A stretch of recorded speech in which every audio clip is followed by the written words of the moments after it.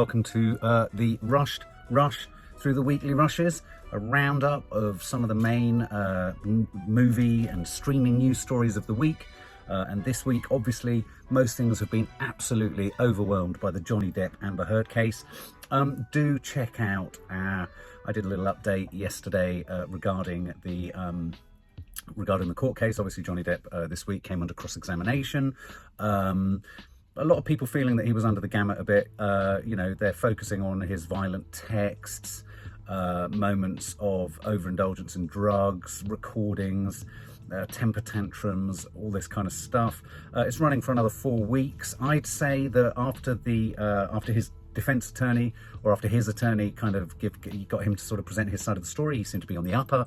And I have to say, I think Amber Heard's lawyer has got him befuddled. I think he's kind of woven a complex tapestry of dates, times, referring him back to what he said in the trial against the Sun. I think it was earlier last year. So he's got him tied up in knots, really. And let's face it, Johnny has the addled brain and personality of an addict. It doesn't mean he's necessarily a wife batterer or a domestic abuser. That's quite important to say that. But at the same time, he's clearly a man troubled with, as he describes it, his monster, or his monstrous side, his demons. And so consequently, it's proven quite easy. It is quite easy to spin some yarns and to sort of throw some googlies in at an alcoholic slash drug addict. So it's going to rumble, it's going to roll. We're going to be updating across the channel about that as it develops. But that really has been the big news story of the week.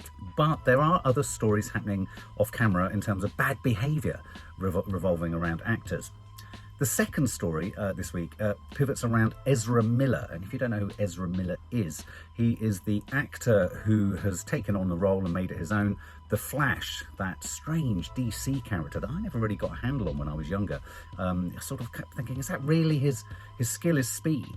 He's fast. Okay, well, I suppose, you know, every superhero needs a superpower. So the Flash star, Ezra Miller, has been in Hawaii, and 2 times in the space of as many months, he's been arrested for unruly, disruptive and antisocial behaviour. In the first instance, he was removed or escorted from or asked to leave a bar where he kind of started getting aggravated with someone who was singing karaoke before then sort of getting involved in a fracas with someone playing darts. And it's an incredibly curious story. And then more recently this week, the story broke that he'd been arrested for a second time for causing a disturbance in which he lost his shit when asked to leave another bar, and he hurled a chair through the air, which caused a 1/2-inch gash in a woman's forehead. So, don't know what's going on for Ezra Miller. It's obviously some kind of either breakdown or something unhinged going on there, but both stories are a sort of stark reminder that just because you're famous, just because you're successful, just because you're a star of a major DC franchise or a potential DC franchise, you know, he was in the Justice League film, I think it was in Batman v Superman, he had a brief appearance in the original Suicide Squad film.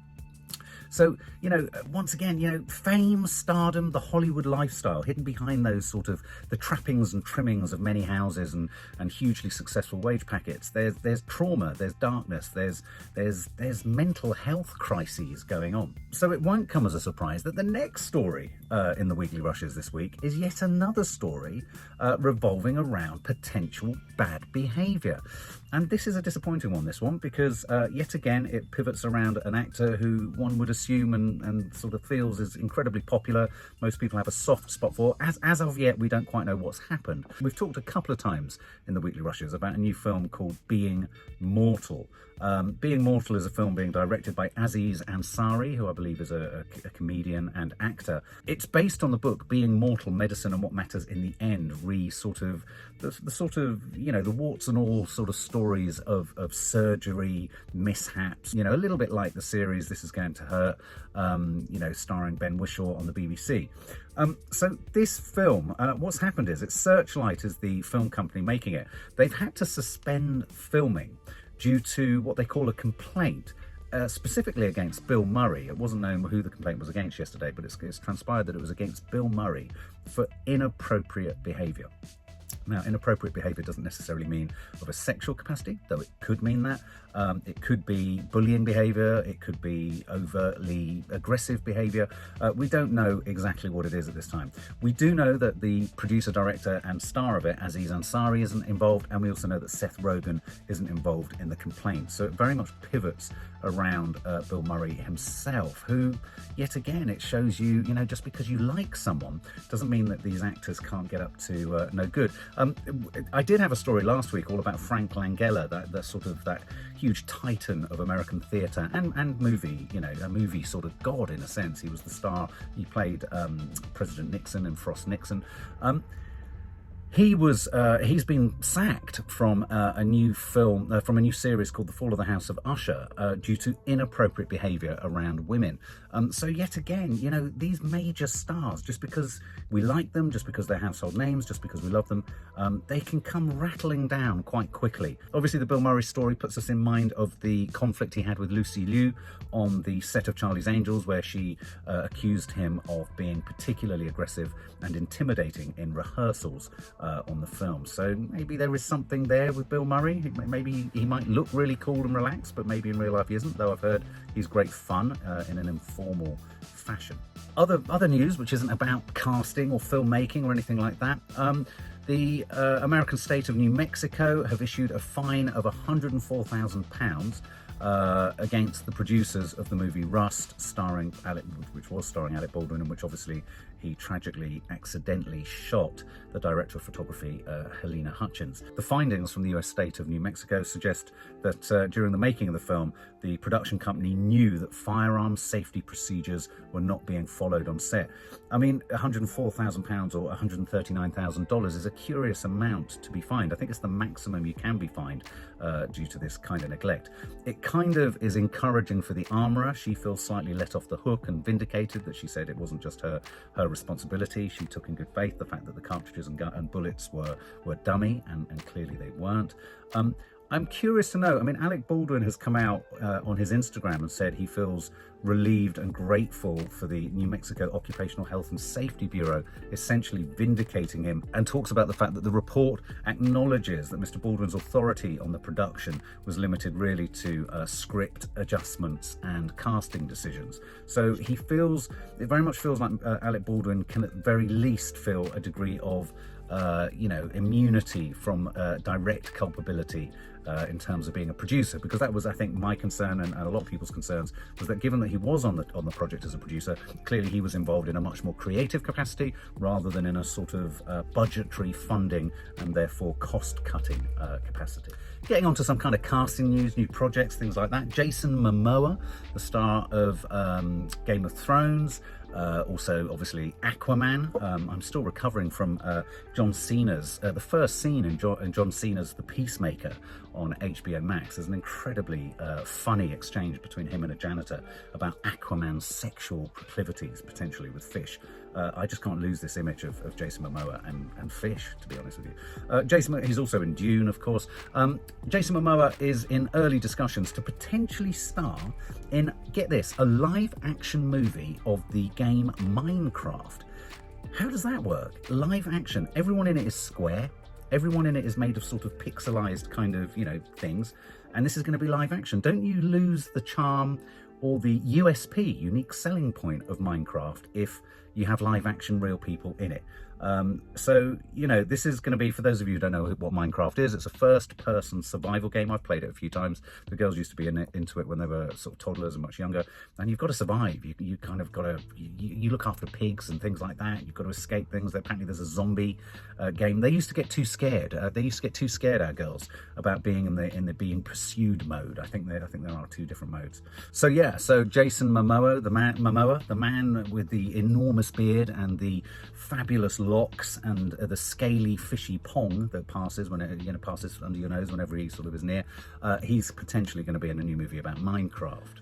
Here's some first images. First images of Dakota Johnson. She was recently in The Lost Daughter. Obviously, she's in 50 Shades of Grey. She's probably still trying to shake that the legacy of that movie. She's in a new adaptation of a Jane Austen book called Persuasion. She's starring in it alongside Henry Golding. I tell you what I don't understand is how do Jane Austen... I mean, I'm an English graduate and Jane Austen was all right. I don't think, and I never thought she was as bloody good as people like to make out. And if you say you don't like Jane Austen, people want to sort of make out that you're some kind of illiterate fool. I can't stand her books. I was bored rigid. That's not to say that they're not notable from a historical perspective, but the fact that film producers and filmmakers keep returning to Jane Austen, it's dry as ditch water. Give us a Charles Dickens any day, far more fruity, far more funky. So this is another screen version of Persuasion. It's for Netflix. I personally can't see too many people wanting to watch this. I don't think it's going to be a huge success. Once you've had that gear change, which I think was started by The Favourite, the movie The Favourite, and then towards Bridgerton, and even The Crown, in a sense. So The Crown for me is a kind of classic costume drama, but done beautifully. But Bridgerton has kind of punkified, if you like, as did The Favourite, costume drama, unless this takes a dramatically different approach to it. Little Women as well. I thought Greta Gerwig's Little Women did a good job of kind of contemporising the costume drama, whereas I'm looking at the images for this, I don't care. I literally don't care. What do you think? Am I being harsh? Now, when I was a teenager, I was an enormous Dungeons and Dragons fan. Now, Dungeons and Dragons, for those who don't know, is a role-playing game. You're given adventures, you obviously have paperwork, you have rule books and all that kind of stuff, but essentially it's a game of the imagination. You take on characters. It's like acting, but not acting. You act around a table with a bunch of other friends, all spotty and all a bit smelly, and all just loving the total immersion into Fantasyland, dwarves, elves, dragons, wizards, all that kind of malarkey. There have been various attempts, stabs at trying to get Dungeons and Dragons film. I think one was made years ago, and it was pretty ghastly. There used to be an animated series called Dungeons and Dragons, not surprisingly, which was okay. I liked it because I was such a sort of junkie. I was a Dungeons and Dragons junkie. Rather sadly, I used to play it an awful lot on my own. You literally can't play it on your own because you're supposed to interact with other characters.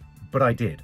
I used to play it a lot on my own. I had played it with other people, but I just couldn't find people who wanted to play it with me. Oh, sad. There you go. Not a lot's known about the plot, but suffice it to say it's going to involve a lot of kind of, swashbuckling and dungeons and dragons, not surprisingly. It stars Chris Pine. Michelle Rodriguez is in there. Talking about Bridgerton. Regé-Jean Page is in there too. Justice Smith. Even Hugh Grant is in there too. But they've announced what the subtitle of the film's going to be, and it's called Dungeons and Dragons: Honor Among Thieves. I think it's got a tough set of hurdles to leap over this, because it's got a kind of in the land of Game of Thrones. Though I have to confess, I loved Game of Thrones, don't get me wrong, but I thought when it wasn't good, it really wasn't good. And I sometimes worry, with these kind of fantasy things, you've got to lay the groundwork and you've got to do the world building in an incredibly sophisticated, meaningful and logical way. And sometimes I found Game of Thrones a little bit lacking in that department. Jack Nicholson's 85 today. Oh yeah, he is. Jack Nicholson is 85 today. Tell us what your favourite Jack Nicholson film is, please. Tell me what your favourite Jack Nicholson film is. Because today, it's no surprise, I'm going to pop it up on the screen. It's pretty low resolution, but I was fascinated when I watched this. The infamous scene from The Shining, when he hacks through the door and poor old Shelley Duvall is batshit scared on the other side of the door. Obviously, lots of rumours about the fact that Shelley Duvall's mental health was virtually single-handedly destroyed on the set of The Shining as Stanley Kubrick and Jack Nicholson she was never made fully aware of what was about to happen. But footage has resurfaced of Jack Nicholson in the minutes prior to that emblematic, sort of iconic scene of him smashing a hole through the wall. And I thought, in commemoration of Jack Nicholson's birthday, we'd watch it together. So here it is. This is the clip. It's coming up on the screen now. Here we go. Just jumping around, getting himself psyched up. Poor old Shelley Duvall there. Come on! Oh my God.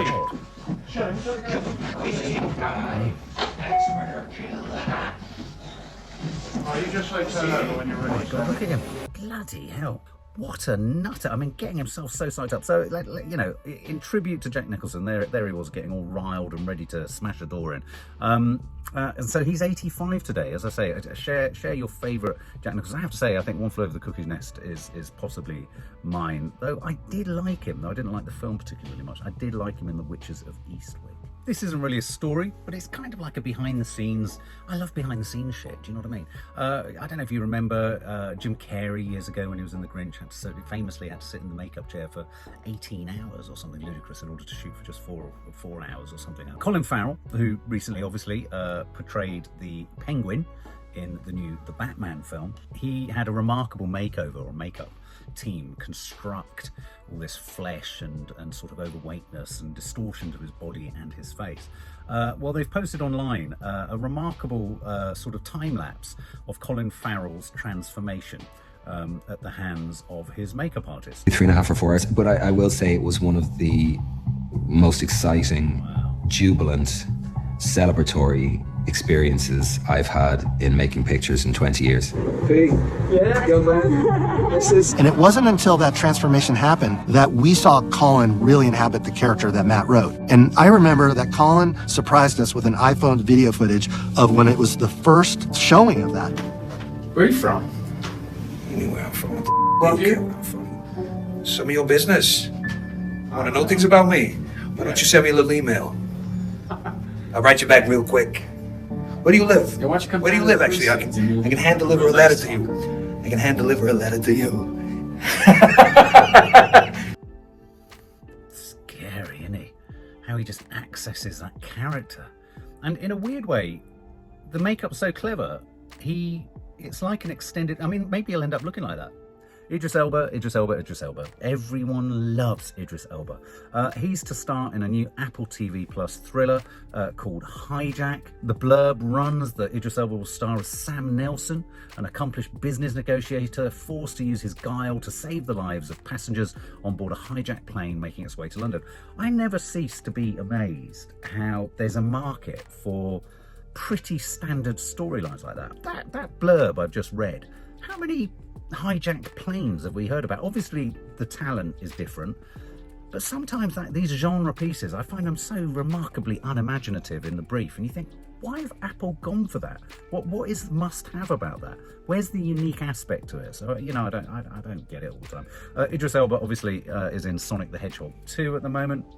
And this is coming from the creators of Lupin, which I haven't seen, which I believe is another Netflix series that's incredibly successful. But on the Idris Elba case, Ronaldo Marcus Green, who's the director of King Richard, has expressed his utter desire and ambition to direct a James Bond film starring Idris Elba. And of course, in recent months, Barbara Broccoli, the producer, the key producer on the Bond franchise, has indeed herself admitted that Idris Elba is a magnificent actor, and she even confirmed that he has been, quote, part of the conversation for casting.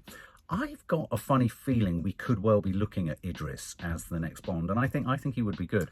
And that's essentially the news for this week. As I say, a lot of off-camera shenanigans for a lot of famous faces. A lot of dysfunctionality going on in Hollywood at the moment. So what are the films of the week? Well, the biggest release of the week, and the film I'm perhaps most excited about, is The Unbearable Weight of Massive Talent, starring Nick Cage, Pedro Pascal, Lily Sheen. This is a curious gonzo idea of a movie in which Nick Cage is essentially playing a more heightened, neurotic version of himself. Essentially, he's an actor down on his luck. He's offered $1 million to go and do a personal appearance for Pedro Pascal's character. The CIA discover that Nick Cage is there and reveal to him that actually Pedro Pascal is one of the most wanted kind of drug cartel lords in the world. It involves his daughter, Lily Sheen plays Nick Cage's daughter. It involves her being kidnapped. And it's a really, by all accounts, it's a comedic romp through the excesses of being a Nick Cage fan. I think you have to be a Nick Cage fan to see this, though I am seeing it with Nadia, so God only knows how that's going to roll. It's going to be self-referential. It's going to be piss-takey. It's going to be full of mad outbursts from Nick Cage. I'm personally hoping it's just a comedic feast.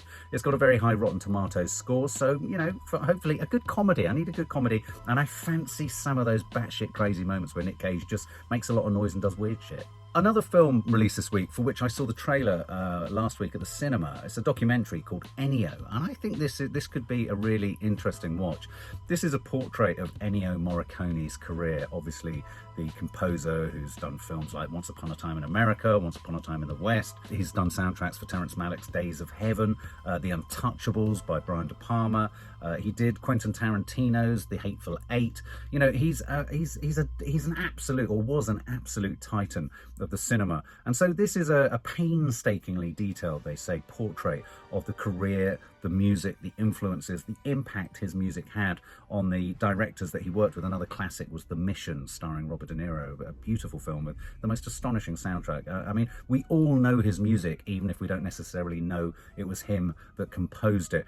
So I think that would be, for any film fans, cinephiles, anyone interested in the kind of nuts and bolts that go into some of our most, successful movies, historical movies, I think Ennio would be a really nice watch. And our sort of esoteric art house film of the week is a film called Playground, which was Belgium's submission for the Best Foreign Picture Oscar. This is a debut feature. This is the first film by Laura Wandel, and it's about a kid's eye view of life in a playground. It pivots around bullying.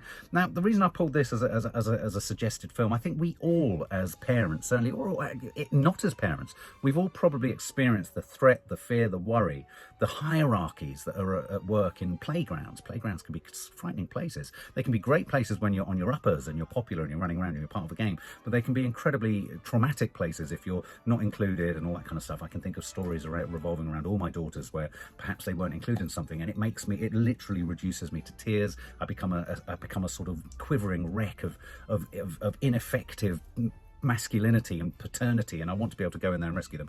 Apparently this film delivers on all of that. It's very short, but it's like a short, sharp jolt in the heart, with at the center an absolutely sensational performance by a girl called Maya Vonderbeck. So that's Playground. And that's your rushed rush through the weekly rushes. Tell us what you think of the stories, share your thoughts, and we hope you have a lovely film watching weekend. For more film and family fun, don't forget to click the subscribe button and make sure to click the bell to never miss an update.